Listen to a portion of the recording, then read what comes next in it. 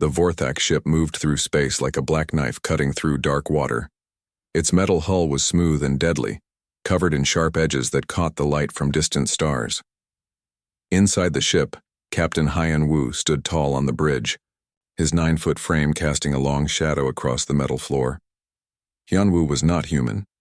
His body was covered in a hard shell that looked like black glass. Sharp blades grew from his arms and shoulders. His eyes glowed with a red light that could see in complete darkness. He was a perfect killer, made by nature and improved by technology. The bridge around him was filled with other Vorthak warriors. They all looked the same deadly way. Their voices sounded like metal scraping against stone when they spoke. Their movements were quick and precise like machines built for war. "Commander Jamin," Hyan Wu called out. His voice echoed through the bridge like thunder in a cave. "Show me the battle report from the Kelton system." Jamin pressed a button, and a holographic image appeared in the air. It showed a planet that was now nothing but burning rock and ash. Where once there had been cities and forests, now there was only destruction. "The Kelton species fought for 3 days," Jamin reported. His mandibles clicked together as he spoke. They had energy shields and plasma weapons. They thought they were strong. Hyan Wu looked at the image of the destroyed world. "How long did it take us to break their defenses?" 17 minutes, Captain." The other Vorthak on the bridge made sounds that might have been laughter if they came from any other species. But from the Vorthak, these sounds were more like the grinding of broken glass. For 3,000 years, this same scene had played out across the galaxy. The Vorthak would arrive at a new star system. They would scan the planets and find new species that had just learned to travel between stars. These young races would be proud of their new technology. They would think they were ready to meet other life in the galaxy. They were always wrong. The Vorthak were the oldest space-traveling race in the galaxy. They had been conquering worlds since before most species had even discovered fire. Their ships were faster than anything else in space. Their weapons could destroy planets. Their armor could stop any attack, but their greatest weapon was fear. When a new species saw a Vorthak ship for the first time, they would know immediately that they were looking at death itself. The Vorthak ships were designed to cause terror. They were black as the space between stars. They moved in complete silence. When they appeared in a star system, they came like nightmares made real. Most species would surrender immediately. They would look at the Vorthak fleet and understand that fighting was hopeless. They would send messages of peace and offers to serve the Vorthak Empire. These smart species would become slaves, but they would live. The stupid species would try to fight. The stupid species would die. Hyan Wu had commanded ships in over 200 such battles. He had watched entire civilizations choose between slavery and death. Most chose slavery. The few that chose death were quickly given what they asked for. "Captain," another voice called from across the bridge. It was Sub-Commander Tae Young, the ship's intelligence officer. "We have received new orders from High Command." Hyan Wu turned his glowing red eyes toward the younger Vorthak.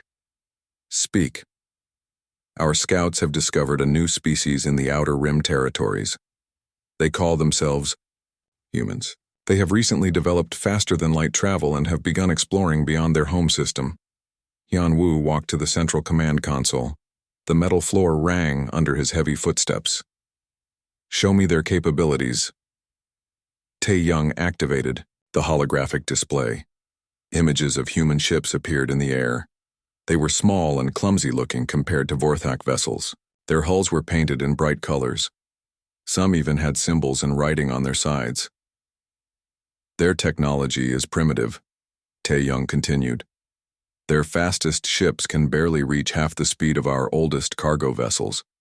Their weapons are simple energy beams and explosive projectiles. Their armor plating would not stop a Vorthak training weapon." Commander Jamin moved closer to look at the images. "They look weak," he observed. "Their ships are too small to carry serious weapons, too slow to escape if they change their minds about fighting." Hyan Wu studied the human vessels more carefully. There were perhaps 30 ships in their entire fleet. Each one was smaller than a single Vorthak fighter craft. Their energy signatures were so low they barely registered on the sensors. How many worlds do they control? Hyunwoo asked. Only one, Captain. Their home planet, which they call Earth.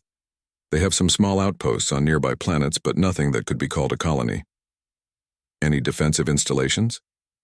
None worth mentioning.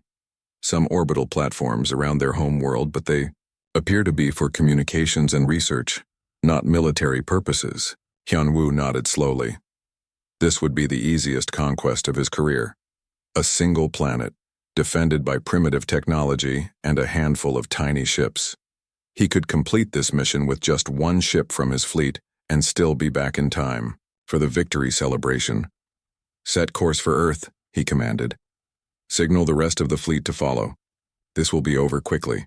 As the Vorthak ships began moving toward human space, Hyunwoo felt the familiar satisfaction that came before an easy victory. Soon, there would be another species added to the Vorthak Empire. Another world would learn to fear the sound of Vorthak, ships in their sky. He had done this so many times before. First would come the demand for surrender. The humans would see his ships and understand that resistance was impossible. They would make the smart choice and submit to Vorthak rule. If they were very lucky, they might even be useful as workers or soldiers for the Empire. If they were not useful, they would simply disappear like so many species before them. Either way, in a few days, the humans would no longer be a free people.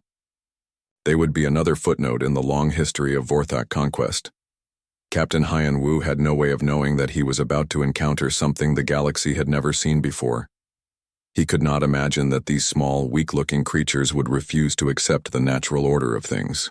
He had never met a species that would look at impossible odds and decide that impossible just meant they had to try harder. The Vorthak had ruled the galaxy for 3,000 years because they were the strongest, the fastest, and the most advanced. They had never lost a battle because they had never fought an enemy that refused to accept defeat. They were about to meet the humans, and the humans were about to teach the galaxy a new lesson about what it meant to be truly dangerous. Admiral Kyung-Soo Kim had been dreaming of this moment his entire life. He stood on the bridge of the UES Defiance, looking out at the stars through the main viewing window. This was humanity's first real journey into deep space. Their first chance to explore worlds beyond their own solar system. The Defiance was not a warship. It was built for exploration and discovery. Its hull was painted white with blue stripes, and the words, United Earth Ship, were written in large letters on both sides. The ship carried scientists, diplomats, and researchers. Everyone on board hoped they would be the first humans to meet friendly alien life. Admiral Kim was 52 years old and had spent 30 years preparing for this mission. He had studied every language on Earth, learned about different cultures, and practiced peaceful first contact procedures. He wanted humanity's first meeting with aliens to be perfect. Admiral, called Lieutenant Soo-Jin Park from her communications station. I'm picking up something strange on the long-range sensors. Kim walked over to look at her screen. What kind of strange? Large objects moving toward us. Very large. They're not using any communication frequencies I recognize. Suddenly, the bridge lights dimmed. Through the viewing window, Kim could see dark shapes appearing in the distance. They looked like black clouds moving against the stars. But as they got closer, he could see they were ships. Enormous ships, each one bigger than anything humans had ever built. How many are there? Kim asked, his voice staying calm despite the fear growing in his chest. I count 47 vessels, sir, reported Commander Min-Ho Lee from the tactical station. Each one is at least 3 times larger than our biggest cruiser. The alien ships moved in perfect formation, like dancers, who had practiced the same routine for years. They came closer and closer until they filled the entire view from the bridge window. Their hulls were black as empty space, covered in sharp edges that looked designed to cut and kill. Sir, Lieutenant Park said, her voice shaking slightly, I'm receiving a transmission. It's coming through on all frequencies at once. Put it on the main screen, Kim ordered. The viewing window flickered and changed to show the inside of an alien ship. Standing in the center was a creature that made everyone on the bridge take a step backward. It was 9 feet tall, covered in what looked like black armor made from its own body. Sharp blades grew from its arms and shoulders.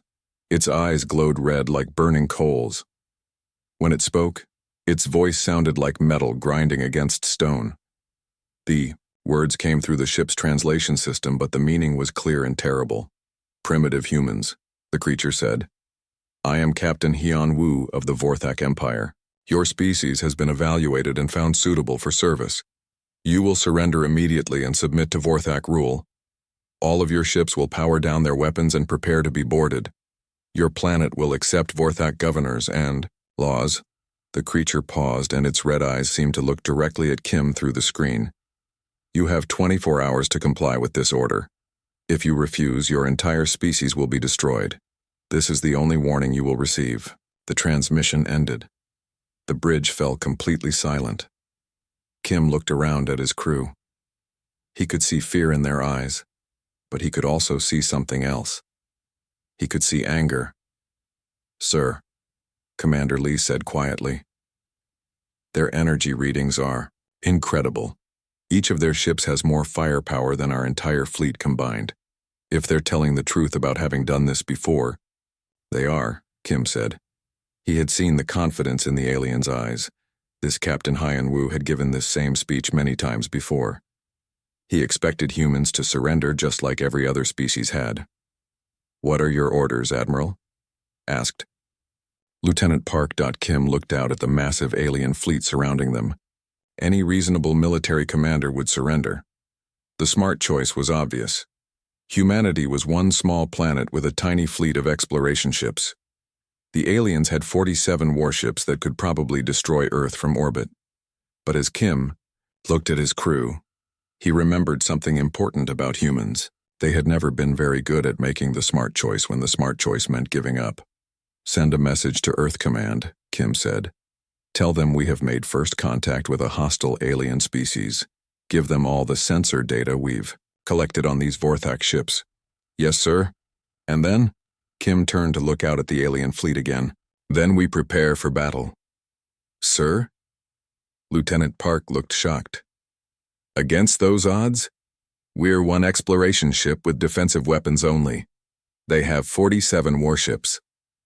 "I know the odds, Lieutenant. I can count." Kim's voice was steady and calm. "Send another message to the Vorthak captain. Tell him that humanity declines his generous offer of slavery. Tell him that if he wants Earth, he's going to have to fight for it." Commander Lee stared at his admiral. "Sir, with respect, that's suicide. We can't possibly win." Kim smiled, and for the first time since the aliens had appeared, his crew began to smile too. "Commander, has anyone ever told you what humans are really good at?" "No, sir. We're good at doing things that can't be done. We're good at winning fights we can't win, and we're especially good at making life difficult for bullies who think they can push us around." Kim turned to address his entire crew. "I know what you're all thinking. You're thinking this is hopeless. You're thinking we should surrender and hope these aliens treat us well as slaves." He paused and looked each of them in the eye. "But I want you to remember something. Every human achievement in history started with someone saying it was impossible. Flying was impossible until we flew. Going to space was impossible until we went. And now these aliens think defeating humanity is going to be easy because we're small and weak." Kim's smile grew wider. "They're about to learn that the most dangerous thing in the galaxy isn't the biggest gun or the strongest armor. The most dangerous thing in the galaxy is a human who refuses to quit." The bridge erupted in cheers. Lieutenant Park began preparing the weapon systems. Commander Lee started calculating attack patterns. The crew of the Defiance prepared to do something that every logical analysis said was completely impossible. They prepared to fight the galaxy's most feared predators and win. In the distance, Captain Hyun Woo waited for humanity's surrender, confident that it would come soon. He had no idea that he was about to receive an education in the most fundamental truth about humans. They did their best work when someone told them something couldn't be done. Captain Hyun Woo stared at the message from the human ship with complete confusion. In 3,000 years of Vorthak conquest, no species had ever refused their surrender demand. Not once. Every intelligent race in the galaxy understood that fighting the Vorthak was suicide. "Did we receive their message correctly?" he asked Commander Jamin. Jamin checked his translation systems twice. Yes, Captain. The human said, and I quote, "Come and take it." Come and take what? Earth, sir. They're refusing to surrender.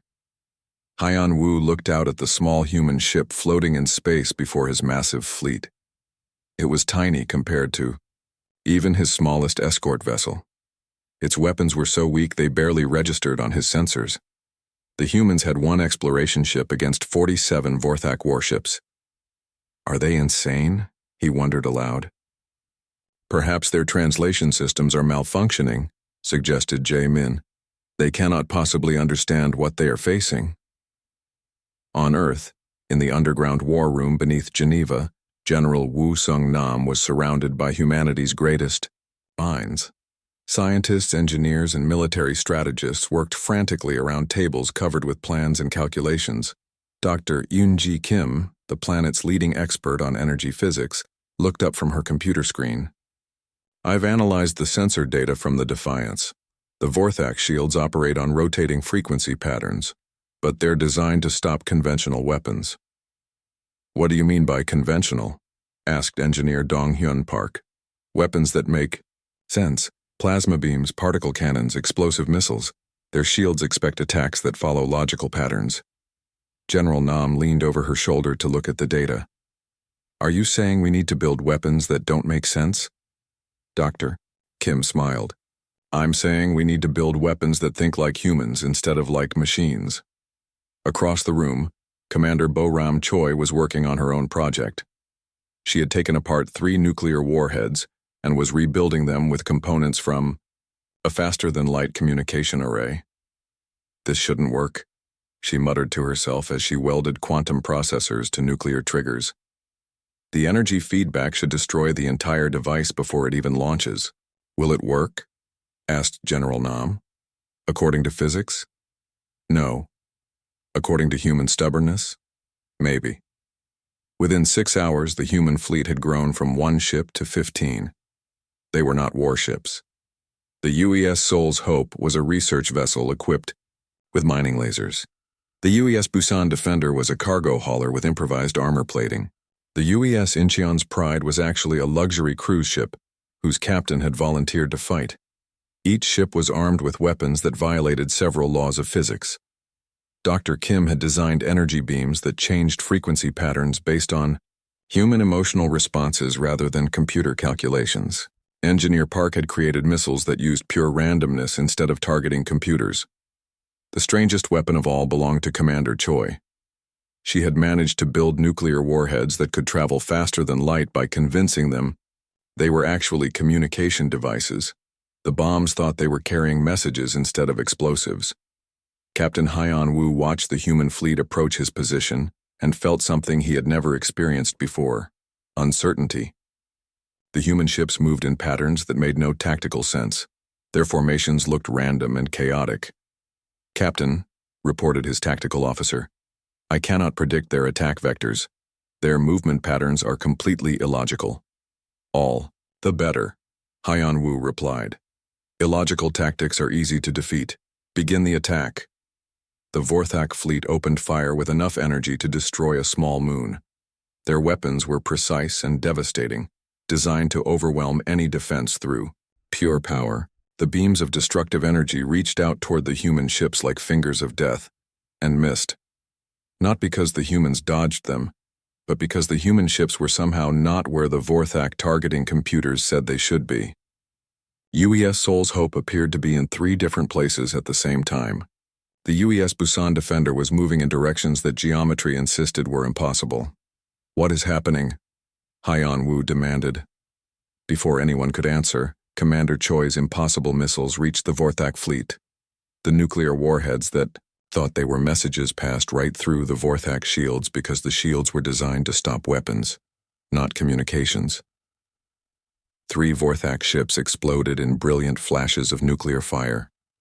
On the bridge of the UES Defiance, Admiral Kim watched the explosions and felt a surge of hope. It worked. Dr. Kim's crazy theories actually worked. Sir, called Commander Lee from his tactical station, the Vorthak are changing their shield frequencies. They're trying to adapt. Then we adapt faster, Kim replied. All ships, switched to Plan Chaos. Plan Chaos was exactly what it sounded like.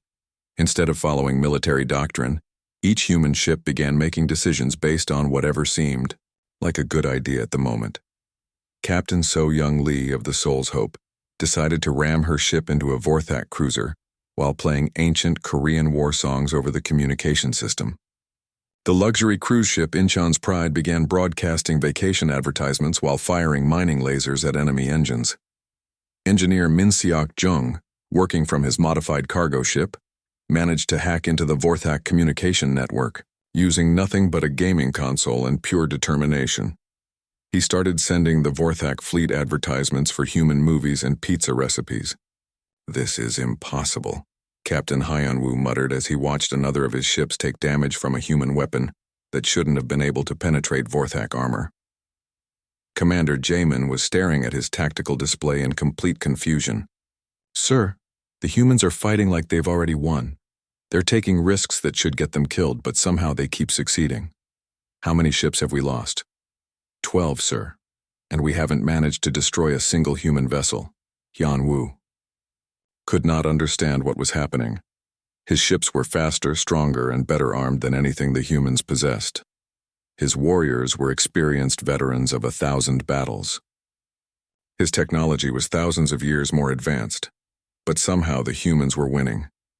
The answer was simple, though Hyun-woo could not see it. The Vorthak had spent 3,000 years fighting logical enemies who followed predictable patterns. They had never faced an enemy that treated physics as a suggestion rather than a law. The humans weren't just fighting with better technology or superior tactics. They were fighting with something the Vorthak had never encountered: the absolute conviction that losing was not an option, even when all logic said it was the only option. As the battle raged on, Captain Hyun-woo began to understand that he was facing something far more dangerous than advanced weapons or clever strategies. He was facing a species that refused to accept reality when reality was inconvenient, and that, he was beginning to realize, might be the most terrifying weapon in the galaxy. News of the human victory spread across the galaxy faster than the speed of light. On Vorthak-controlled worlds, alien slaves who had never dreamed of freedom gathered around secret communication devices to hear the impossible story. For the first time in 3,000 years, someone had fought the Vorthak Empire and won. Captain Hyun-woo sat in his command chair, staring at the damage reports from his fleet. 12 ships destroyed, 23 more damaged, and the humans had lost only 2 vessels. His warriors, veterans of countless battles, were shaken and confused. "Captain," Commander Jamin said quietly, "perhaps we should request reinforcements from the High Command." Hyun-woo's red eyes flashed with anger. "We are Vorthak. We do not need help to defeat primitives." But privately he was beginning to doubt his own words. The humans had done something that shouldn't have been possible. They had taken his most advanced weapons and turned them into scrap metal using technology that barely worked, and tactics that made no sense. Meanwhile, humanity was doing what it had always done best: learning, adapting, and spreading their ideas to anyone who would listen. Colonel Tae-ho Kim had volunteered for the most dangerous mission in human history. He had taken a small stealth ship and traveled to Vorthak-controlled space, looking for other species that might want to learn how to fight back. His first stop was the mining colony on Kepler 442b, where the Zelani people had been forced to work in underground mines for over a century. The Zelani were a peaceful species, tall and thin with blue skin and large eyes. They had surrendered to the Vorthak immediately when the Empire arrived at their world. Colonel Kim materialized in their main living area, using human teleporter technology that worked by convincing reality it was somewhere else. The Zelani workers dropped their tools and stared at the strange alien in fear. "Don't be afraid," Kim said in their language, which he had learned during the 3-day journey. "I'm here to teach you something." Elder Veltar, the leader of the Zelani workers, stepped forward cautiously. "You are not Vorthak. What are you?" "I'm human, and I'm here to show you that the Vorthak can be defeated." The Zelani workers looked at each other in disbelief. "Defeated? The Vorthak are invincible. They have ruled us for generations." Kim smiled and pulled out a small device that looked like it had been built from spare parts and good intentions. Watch this. He pointed the device at a large mining machine and pressed a button. The machine immediately began dancing to music that only it could hear. Then it started singing opera in a language that didn't exist. How? Whispered Elder Veltar. Human engineering, Kim explained. We convinced the machine that it wanted to be a performer instead of a miner. Would you like to learn how to do the same thing to Vorthak weapons? Within a week, the Zelani had learned to build weapons from mining equipment and pure determination. Their mining lasers became particle cannons. Their cargo haulers became armored fighting vehicles. Most importantly, they learned to think like humans. If something seemed impossible, that just meant they weren't trying hard enough. Lieutenant Commander Young Mi Park was leading a similar mission on the ocean world of Aquatica Prime. The Nereids, a species of intelligent sea creatures, had been enslaved to harvest minerals from their ocean floors. They were natural engineers, but had never considered using their skills for warfare. This is madness, the Nereid engineer Coral Sings in Deepwater told Park as they worked together to modify underwater construction equipment. You cannot turn a kelp harvester into a weapon of war. Park grinned as she welded human electronics to alien machinery. Watch me. The modified kelp harvester now shot tangles of energy that could wrap around Vorthak ships and crush them like the tentacles of a giant sea monster. It shouldn't have worked, but it did, because Park had convinced it that crushing things was just another form of harvesting. How do you make machines do things they were not designed to do? Asked Coral Sings in Deepwater. Easy, Park replied. We talk to them nicely and explain why our way is better. Most machines are pretty reasonable once you get to know them. All across the galaxy, humans were teaching enslaved species the most dangerous lesson in the universe. Nothing was truly impossible if you approached it with enough creativity and stubborn refusal to accept failure. The Caraxian hive mind learned to think chaotically, creating battle plans that changed every few seconds. The crystalline shardlings discovered how to build weapons that grew stronger the more damage they took. Even the machine civilization of Beta Centauri developed what they called illogical loyalty protocols, based on human friendship patterns. Captain. Hyunwoo received reports of uprisings on 43 worlds simultaneously. Each rebellion was led by humans who had appeared as if from nowhere, armed with impossible weapons and teaching impossible tactics. How many humans are there? He demanded from his intelligence officers. The report was devastating. Unknown. Sir, our estimates range from 50 million to 5 billion. But sir, the strange thing is that they seem to multiply when we attack them. What do you mean multiply? Every time we destroy a human position, 3 more appear. Every time we capture a human, 5 more show up to rescue them. It's as if fighting them makes them stronger. Hyunwoo studied the tactical reports from across the galaxy. Human weapons that shouldn't work were destroying Vorthak installations. Human tactics that made no sense were defeating Vorthak strategies that had been perfected over millennia. But the worst news came from the planet Zerion, where Dr. Haijin Lee had been teaching the local population how to build spacecraft from scrap metal and determination. Sir, his communication officer reported, the Zerion rebels have somehow built a fleet of warships using nothing but mining equipment and garbage. That's impossible. They have no military technology. The ships are held together with what appears to be metal tape and wishful thinking. But sir, they're flying, and they're winning battles against our patrol fleets. Hyunwoo felt something that no Vorthak had experienced in 3,000 years. The fear that came from facing an enemy that refused to follow the rules. The humans weren't just fighting with superior technology or better tactics. They were fighting with something far more dangerous. The absolute belief that they could turn any defeat into victory if they just tried hard enough. Captain, Commander Jamian said quietly, perhaps it's time to consider that we might be facing something we don't understand. Hyunwoo looked out at the stars, knowing that somewhere out there, humans were teaching his former slaves how to dream of freedom. And every species that learned to dream became another enemy of the Empire. For the first time in his long life, Captain Haiyan Wu began to wonder if the Vorthak Empire might not be invincible after all. In the depths of space, human teachers continued their work, spreading the most dangerous idea in the galaxy, that any species could be free if they were willing to fight for it, no matter how impossible the odds seemed. The galaxy was learning to hope again, and hope, as the Vorthak were discovering, was the most powerful weapon of all. Supreme Admiral Kunwu stood in the center of the Vorthak High Command Chamber, his massive form casting shadows across the War Council. He was the most powerful Vorthak in the galaxy, ruler of 1,000 star systems and commander of the largest military force in known space. His armor was polished to a mirror finish, and his red eyes glowed with the confidence of someone who had never lost a battle. But today, those eyes were filled with rage. "Explain to me," he said in a voice like grinding metal, "how a species that learned to fly only yesterday has destroyed 12 fleets and liberated 43 worlds." The War Council fell silent. Fleet Admiral Byung-ho, commander of the Eastern Territories, stepped forward nervously. "Supreme Admiral, the humans fight using tactics we have never encountered. They ignore all logical military doctrine. They ignore logic because they are primitive," Kunwu roared. "We have ruled this galaxy for 3,000 years.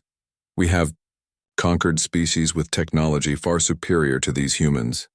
"Yes, Supreme Admiral," agreed Admiral Byung-ho. "But those species fought logically.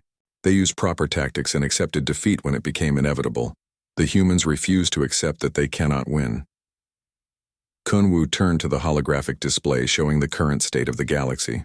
Red dots marked Vorthak-controlled worlds, while green dots showed planets that had been liberated by human-led rebellions. There were far too many green dots. "No more," he declared. "I will not allow these primitives to make mockeries of Vorthak supremacy. Assemble the Grand Fleet, every ship, every warrior. We will end this human problem permanently." On Earth, General Wu Song-nam stood in the newly constructed Sol Station, humanity's first orbital defense platform. Through the massive viewing windows, he could see hundreds of human ships preparing for battle. But these were no longer the small exploration vessels that had first faced the Vorthak. These were warships designed using principles that made engineers cry and physicists give up their careers. Dr. Yoonji Kim approached him with a data pad in her hands. "General, I finished the calculations. The Vorthak are bringing everything. They have over 3,000 ships. How many do we have?" Nam asked. 237 human vessels plus allied ships from 47 liberated worlds. Total fleet size, approximately 800 ships. Nam nodded thoughtfully. "So we're outnumbered almost 4-to-1 by an enemy with superior technology and 3,000 years of military experience." Dr. Kim smiled. "Yes, sir. Perfect odds for a human victory." The secret to humanity's success wasn't just their impossible technology or their refusal to accept defeat. It was their greatest discovery: how to teach other species to think like humans. Captain Subin Yoon stood on the bridge of the UES Impossible, flagship of humanity's new fleet. The ship was a masterpiece of human engineering, which meant it worked perfectly despite violating several fundamental laws of physics. Its hull was made from metal that had been convinced it was actually energy. Its engines ran on a combination of fusion power and positive thinking. "Status report," Yoon called to her crew. "All systems are functioning in ways that make no sense," reported engineer Jun Ho Shin. "The weapons are loaded with ammunition that technically doesn't exist, and the shields are powered by the crew's collective belief that we can't be defeated." "Perfect," Yoon replied. "Just the way we like it." Throughout the solar system, Allied ships prepared for battle. The Zilani had built vessels that looked like art sculptures but fought like demons. The Nereids had created ships that could swim through space as easily as through water. The Caraxian hive mind had designed fighters that could split into multiple ships or combine into larger ones, depending on what the battle required. But the most remarkable ships belonged to the former machine civilization of Beta Centauri. They had learned to build artificial intelligences with human personality traits. Their ships were staffed by computers that could get angry, feel friendship, and refused to give up no matter how hopeless things seemed. When the Vorthak Grand Fleet arrived at the edge of the solar system, they found something that no military strategist in galactic history had ever planned for: a defense force that treated physics as friendly suggestions and used hope as a tactical weapon. Supreme Admiral Kunwu stared at the sensor readings in disbelief. These numbers cannot be correct. The human ships are registering energy signatures that are impossible. Sir, his tactical officer reported, one of their vessels appears to be powered by pure optimism. Another one seems to be partially existing in a parallel dimension where they already won the battle. Impossible. Yes, sir. But it's working. The battle for Seoul began when Captain Subin Yoon sent a message to the Vorthak fleet. This is Earth Defense Command to all Vorthak vessels. You have entered human space without permission. Please leave immediately, or we will be forced to make you very, very sorry.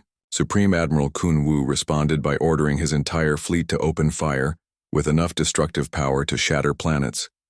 And the humans did something that made the laws of physics throw up their hands in surrender. They fired back with weapons that ran on pure stubbornness and won. The battle lasted 72 hours and became known throughout the galaxy as the day physics took a holiday. Human ships that should have been destroyed kept fighting with hull breaches that somehow made them more aerodynamic. Vorthak weapons that had never missed in 3,000 years kept hitting empty space where human ships had been a moment before. Engineer Junho Shin managed to hack into the Vorthak flagship's computer system and convince the AI that it really wanted to help humanity instead of the Vorthak. The AI agreed and began playing human music over the Vorthak communication system while giving their battle plans to the Earth Defense Fleet. Commander So Young Lee led a squadron of fighters that somehow managed to exist in multiple dimensions simultaneously, allowing them to attack Vorthak ships from directions that didn't technically exist. But the most incredible moment came when Supreme Admiral Kunwu's own flagship was destroyed by a human weapon that operated purely on the principle of poetic justice. The weapon had been designed by Dr. Kim to seek out the biggest bullies in any conflict and make them very sorry for their life choices. When the smoke cleared, the Vorthak Grand Fleet was defeated. Half their ships were destroyed, the other half were fleeing toward the edge of the galaxy, and Supreme Admiral Kunwu was floating in space in an escape pod, wondering how the most advanced military force in galactic history had been defeated by a species that had learned to travel between stars only a few years ago. The answer was simple. The Vorthak had spent 3,000 years fighting logical enemies who accepted defeat when it became inevitable. They had never faced an enemy that treated inevitable defeat as just another engineering problem to be solved. As the remaining Vorthak ships retreated, Captain Yoon sent one final message. Thank you for visiting Earth. We hope you enjoyed your stay. Please remember that humans make terrible enemies but excellent friends. You are welcome to come back anytime you want to learn how to be both. The galaxy's apex predators had been defeated not by superior firepower or advanced technology, but by a species that refused to accept that anything was truly impossible. The age of Vorthak dominance was over. The age of human possibility was just beginning.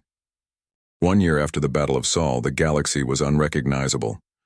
Where once the Vorthak Empire had ruled through fear and violence, now hundreds of free worlds worked together to build something better. The change had not come through conquest or force. It had come through the most powerful weapon humanity had ever discovered, the idea that things could be different. Fleet Admiral Kyung-Soo Kim walked through the corridors of Seoul Station, humanity's new orbital command center. The Siu station was enormous, larger than any structure humans had ever built before. But it was not just a human creation. Every species in the galaxy had contributed something to its construction. The Zalani had carved beautiful art into the metal walls, turning functional corridors into galleries of hope and freedom. The Coraxian hive mind had designed computer systems that could think in 1,000 different ways at once. Even the former Vorthak had contributed their advanced engineering, working alongside their former enemies to build something none of them could have created alone. Kim stopped at a viewing window and looked out at the fleet assembled around the station. Ships from 47 different worlds flew in formation, their hulls painted in bright colors that would have been unthinkable during the dark years of Vorthak rule. Each vessel was unique, reflecting the personality and dreams of the species that had built it. "Admiral Kim," called a familiar voice behind him. He turned to see Dr. Jiwoo Park approaching with a datapad in her hands. "The morning reports are ready." Dr. Park had changed significantly over the past year. Once she had been a simple physicist working on Earth. Now she was humanity's chief advisor on galactic affairs, helping dozens of species learn to solve problems the human way. "What's the situation?" Kim asked. "Better than we dared hope," Park replied with a smile. 17 more worlds have requested human advisors to help them establish democratic governments. The Zilani have opened their first university, where they're teaching art and philosophy alongside mining engineering. The Caraxians have discovered humor, which is causing some interesting debates within their hive mind. Kim chuckled. "I heard about that. Something about whether jokes are more effective when told by one voice or many?" "Yes, and they've been arguing about it for 3 days straight.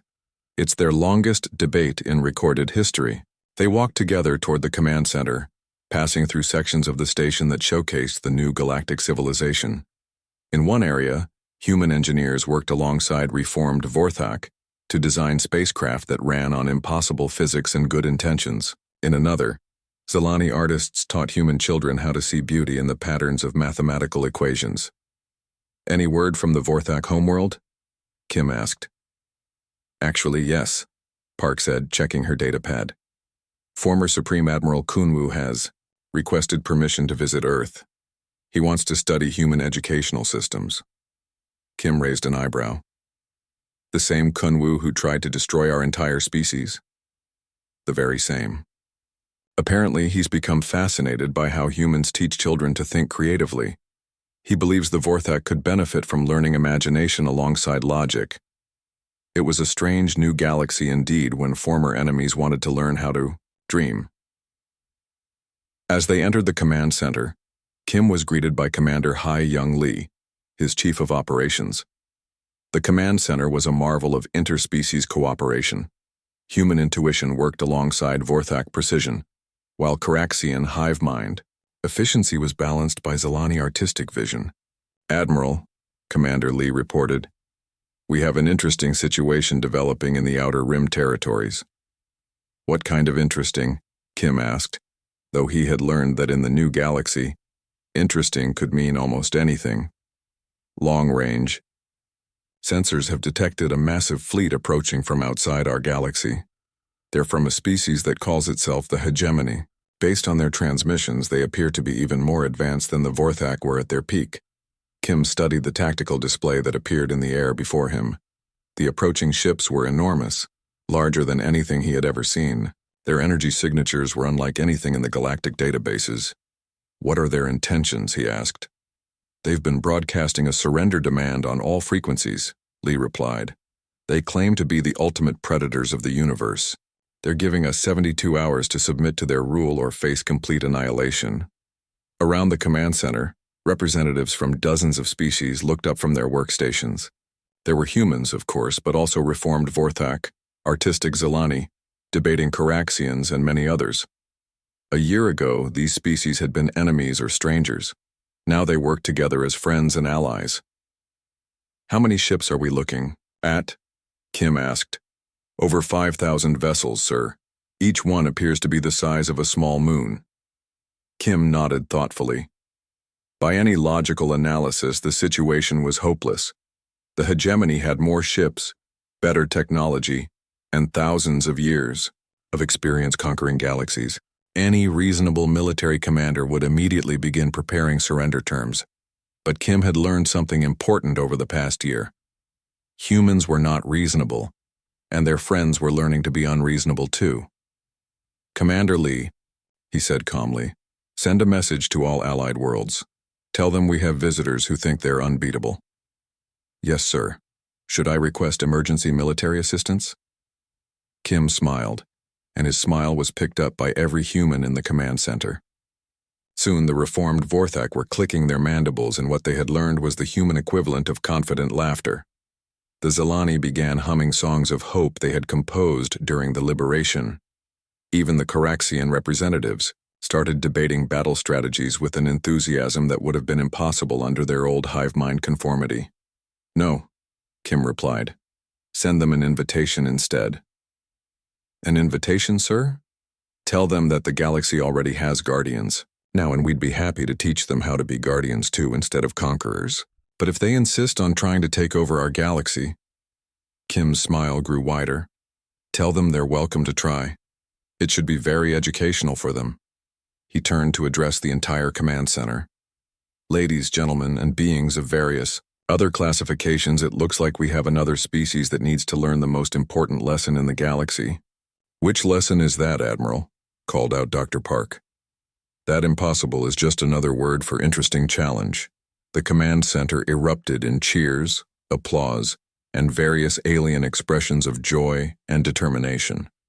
In the past year, this diverse group had learned to work together, dream together, and face impossible odds together.